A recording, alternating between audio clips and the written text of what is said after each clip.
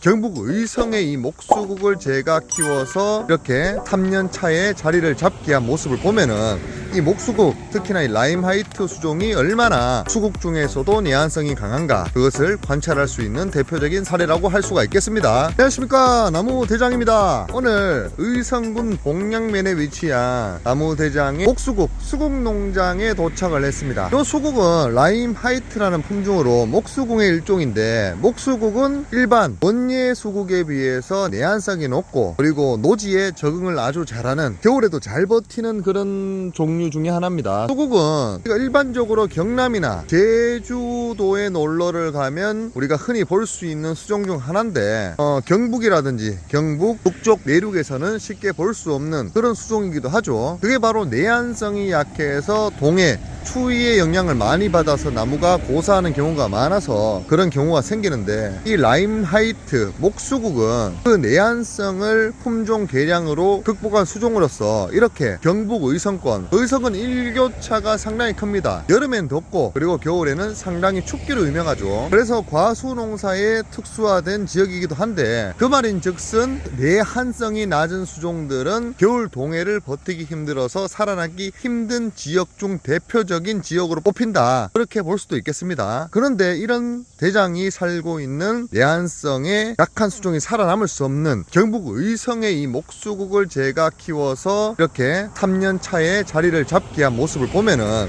이 목수국, 특히나 이 라임 하이트 수종이 얼마나 수국 중에서도 내한성이 강한가, 그것을 관찰할 수 있는 대표적인 사례라고 할 수가 있겠습니다. 그런데 이 농장에 보면은 특이점이, 지금 보시면은 작은 평수에 제가 포인트로 목수국을 한 500주 정도 심어서 관리를 하고 있는데, 보통 수국이라고 하면은 여기 하단부에서 5지, 6지, 7지가 다간으로 벌어지면서 빵빵한, 제주도 가면은 수국 앞에 사진 많이 찍죠. 뭐 유명한 담장 앞, 그리고 수국 거리 앞 수국을 찍으면은 수국 자체가 밑에서부터 다간으로 벌어지면서 키우는 다관형 수국이 많은데, 대장은 이상하게 이렇게 어느 정도 지하고를 잡아가면서 수국을 키우고 있다란 말입니다. 이 이유는, 대장은 이 수국을 경북에서 내한성이 강한 수종을 재배하는 데서 그치는 게 아니라 뭔가 특수목 형상을 띄우기 위한 그 시발점으로 한 종류로 택했다, 그 말씀을 드리고 싶어서 오늘 영상을 들었습니다. 어떤 식으로 제가 이 수국을 키우기로 지금 작정하고 있냐,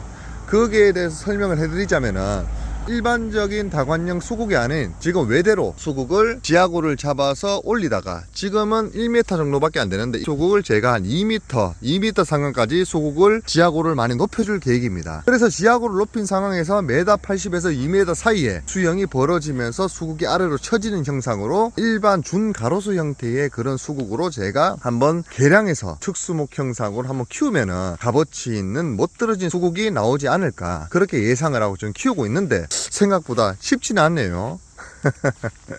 수국은 지하고가 꽤나 많이 올라왔는데, 여기서 지금 대장 가슴 높이 1.2m에서 3m 정도의 지금 지하고가 벌어져서 올라가고 있는데, 여기서 끝나는 게 아니라 메타 한 70에서 메타 80까지 지하고를 올리는 작업을 지속적으로 해줄 계획이다, 그렇게 알아두시면 되겠습니다. 그래서 우리 일반적인 이런 어떻게 보면 수국이 흔한 품종 중에 하나인데, 이 흔한 품종들도 다관으로 보통 접하는 우리 일상적인 그 규칙의 틀을 깨고 지하고를 높여서 이렇게, 그리고 또 이렇게 베베 꼬는 작업, 베베 꼬는 작업을 해서 지하고를 높여서 상단부에서 손을 받아서 뭔가 가로수 느낌으로 수국을 우리가 키워놓으면 상당히 좋은 값어치를 받을 수 있는 가능성이 높아지지 않을까, 대장은 그렇게 생각을 합니다. 그래서 시범 삼아서 이렇게 많은 평수는 아니지만 한 500주 정도 시범 삼아 수국 재배를 하고 있는 것이고, 이러한 노력들은 수국에서 끝나는 것이 아니고 수국뿐만 아니라 일반 다른 관목류들 아니면 교목류들도 다간으로 이루어진 것들은 뭔가 지하고를 높여서 특수목 형상으로, 그리고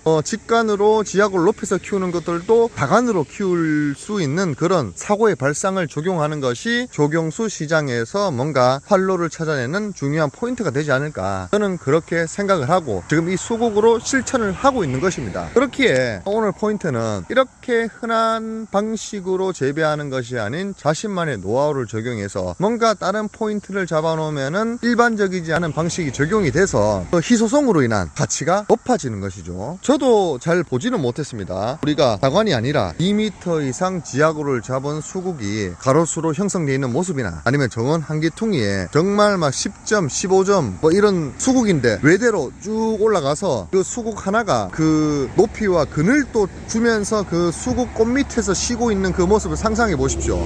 우리 다관 수국도 밑에서 쉴 수는 있지만은 그 수국 목질부 옆에서 그 한 외대 옆에 그 외대 위에서 이루어진 그 수국의 그 수영 밑에서 그늘 밑에서 쉬고 있는 그런 모습 상상만 해도 진기하지 않습니까? 대장은 그런 진기한 상상을 하면서 이론상으로 가능한 이 지하고 높은 특수목 형상을 띤 수국 농사를 시작을 하고 있는 것입니다. 그런 수국이 완성이 되면 만약에 대장이 재배하고 있는 이 라임하이트 목수국은 내한성이 높기 때문에 경기도라든지 서울이라든지 아니면은 경북 이북 지방 전역 그리고 이남 지역 전역 특히 대한민국 전역에서 그 대장이 만들어낸 특수목 형상을 띠고 전국에 납품이 될 수 있는 가능성을 가졌기에 좀 더 원예 수국이 가지지 못한 내한성을 극복한 메리트를 가질 수 있다는 것이죠. 그래서 저는 따뜻한 지역이 아닌 이 경북 지역에서 특히나 의성에서 제가 이 수국 농사를 특별하게 짓고 있는 것입니다. 이렇게 대장은 일반적으로 이팝나무, 느티나무 그리고 왕벚나무 이렇게 메인 가로수로 들어가는 농사를 단일 품종 다량 농사를 주업으로 삼고 있는 전문 농업인이지만은 이렇게 틈틈이 내 생각을 적용을 해서 뭔가 특수화된 작물이 될 수 있는 농업적 활동을 위해 이렇게 노력하고 있다. 그렇게 봐주시면 고맙겠습니다. 그리고 지금 수국이 한창 꽃이 필 시기인데 대장의 수국에는 지금 꽃이 피지 않습니다. 이렇게 떼다가 만 흔적인데 이렇게 라임하이트의 하얀색 꽃을 다 떼버린다는 것이죠. 일반적으로 꽃을 피우는 그 나무 같은 경우에는 그 꽃을 피우는 힘에 대한 소진율이 자기 에너지 소진율이 너무 커서 꽃을 피우면은 그 생장이 거의 멈추게 됩니다. 그렇기 때문에 꽃이 피는 시기에 그 꽃을 따주거나 제거를 미리 해주게 되면은 그 꽃의 대화 생장을 하게 되는 그 에너지를 따로 모아서 그 꽃을 피울 필요가 없이 이렇게 목질부를 굵게 하고 키가 클 수 있는 그런 환경을 자체적으로 조성할 수 있기 때문에 특히나 수국같이 꽃이 크고 꽃이 많이 달리고 그리고 꽃이 무거워서 꽃이 달리자마자 이렇게 수영이 쳐질 수 있는 그런 품종들을 키우시는 분들은 꽃 관리, 대화 시기에 맞춰서 꽃을 제거하는 그런 작업들을 필수적으로 선행을 해주셔야 된다. 그게 제가 대장이 부가적으로 드릴 수 있는 수국 농사 관리 요령 팁입니다. 다간으로 키우면은 정말 수국이 별로 할 일이 없는데 그냥 전지만 대충 해주고 그리고 한 대가 좀 안 좋아도 그냥 다른 데를 쓰면 되고 그렇게 되는데 이렇게 외대로 제가 수국을 키우려다 보니까 꽃이 달려서 수영이 막 쳐져서 제가 생각한 수영이 안 나오기도 하고 그리고 꽃을 따는 품도 나기도 하고 그리고 외대를 키우다가 아직 그 식재한 지가 얼마 안 되기 때문에 영양 상태가 불균형한 몇몇 수국들은 동해의 그 상순이 이렇게 말라 들어가기도 하고 그렇기 때문에 아예 그 대를 못 써서 하자가 난 수국들도 제가 봐서는 한 10% 정도 되는 것 같습니다. 그런 어려움들이 있는데 이런 어려움들을 극복을 해야 뭔가 남들과의 차별성을 둔 새로운 작물이 탄생할 수 있는 것이기에 대장은 이러한 노력들을 계속해서 꾸준히 해보려고 합니다. 그리고 일전에 제가 영상을 통해 공유 드렸지만은 지금 보시는 분소수 작업을 통해서 제가 제초 방지 매트 역할을 한다고 제가 누차 설명을 드렸죠. 보시면은 요 수국 농장도 이렇게 제초 매트 겸 분소수 가장 큰 미리수를 구입을 해서 잘라서 상단부부터 넣어서 제가 다 제초 방지 틀을 구축을 해 주었습니다. 이렇게 되면은 제초제를 칠 때 제초제가 여기 분소수에 묻어서 나무 목질부에 끼칠 수 있는 해를 줄여주기 때문에 나무에 해가 없어서 풀을 안전하게 잡을 수가 있고 그리고 수국 같은 경우에는 이 하단부에서 나는 맹순의 위력이 대단합니다. 그래서 제초를 할 때마다 이렇게 지금 요 수국은 제가 깜빡하고 밑에 분소수 안 넣었네요. 이렇게 제초를 할 때마다 밑을 따주는 작업 자체가 제초 작업에 2배, 3배 시간을 소모하게 됩니다. 그래서 그 시간을 줄이고자 제초 방지 매트로 방지 틀로 이렇게 분소수를 넣어주면은 햇빛을 보기 힘들기 때문에 맹아가 속에서 코 올라오거나 노출이 되지 않거나 이렇게 나지 않는 방어 체계를 구축하기 때문에 제초 작업하기에 상당히 수월하다. 그래서 2중, 3중 우리가 이득을 저렴한 비용과 간단한 노력으로 우리가 이루어낼 수 있기 때문에 이 제초 방지 매트는 제가 강력하게 추천하는 그런 용도 중에 하나입니다. 이렇게 맹아가 상당히 많이 난다는 거죠. 이게 이렇게 덮어주면은 햇빛을 보지 못하기 때문에 냉화가 더 이상 나지 않는다. 그걸 설명드리고 있는 겁니다. 그렇게 오늘 간단히 이렇게 대장의 목수국 라임하이트 그 소규모 농장을 보여주면서 대장은 이런 노력들을 하면서 나무 농장에 조금씩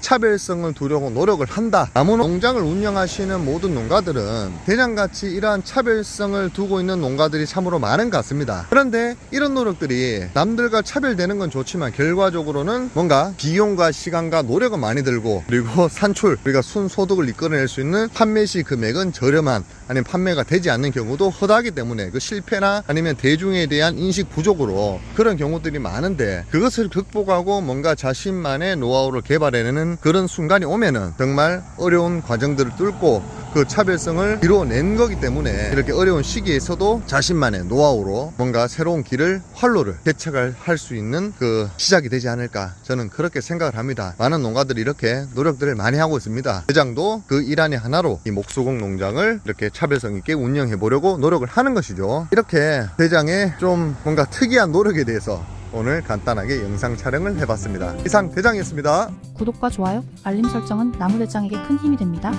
나무 농사의 모든 것 나무 대장.